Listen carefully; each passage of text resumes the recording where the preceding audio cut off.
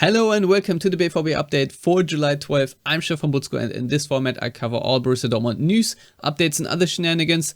And today I have to start with a little correction because yesterday I reported that Sport1 and Ruhrnachrichten reported that Nico Schulz will not have a plane ticket when Borussia Dortmund travels to their training camp in Switzerland in Bad Ragaz. But today Bild did write that he indeed will be on the plane. So I'm sorry about that. We made it up. We made this one up. It's a made-up tale. It's a total fabrication. It never happened. It never happened. This one was invented by a writer. Not this time. It never happened. It's fiction. We made it up. We made this one up. It's a made-up tale. It's a total fabrication.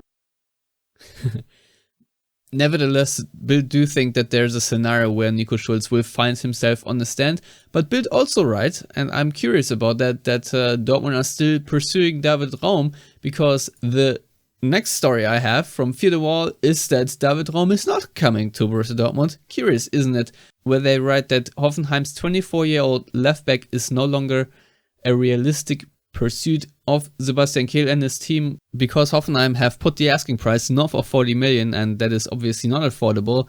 Though I do find it quite cute that it says here that next season, when the reported release clause of 35 million euros becomes active, that the price for him would reduce significantly. I'm not entirely sure about that, if I'm being completely honest, because I don't know if Borussia Dortmund could afford a left back for 35 million euros.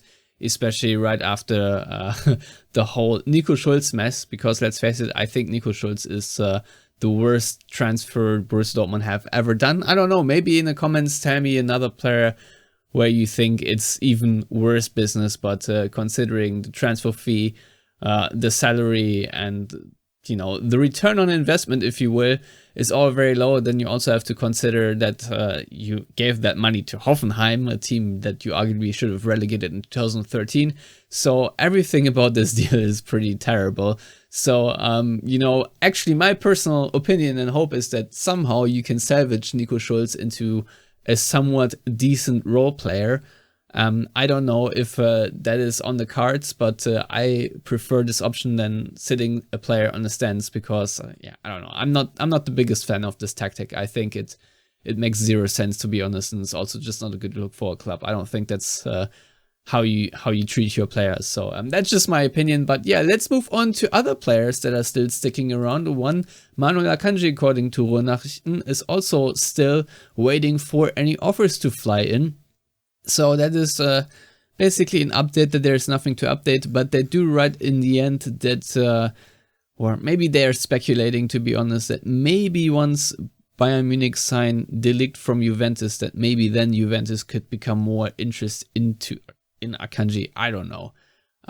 It's all a bit of a stretch, to be honest. So I guess Dortmund fans, and more importantly Manuel Akanji, have to be a bit more patient, but obviously if Borussia Dortmund wants to make any more transfer business on the buying side, they need to wait for Akanji to leave, because that is funds and money that they then could reinvest, I guess. So if you're waiting for more hot transfer gossip, I guess there's a bit of a roadblock there.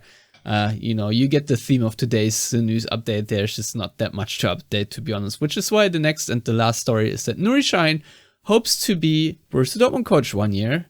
Here at BVB.com, they have the quote, quoting Sport Arena, quoting Nuri Shine, where they quoted, where the quote says, quote, "Of course I have goals and dreams. I'm a BVB fan and a very big fan at that.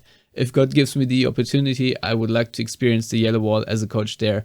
That is my great wish." Obviously, Borussia Dortmund will see Nuri Shine very soon at the sideline, which will be the day after they play 1860 Munich in the German Cup, which I think is July 30th, where they have a test game against Antalyaspor, who Nuri Shine is coaching. So look forward to that. Maybe that's going to be more Nuri Shine content for all those who love to see him at the sideline. Obviously, right now, I think Dortmund are set with Edin Terzic, but who knows? Maybe they'll fire him after the next, postseason talk or whatever. Who knows? But anyway, before I waffle on, this has been it from me for today. Thank you for tuning in, and yeah, like, comment, subscribe as always, and I'll see you next time. Goodbye.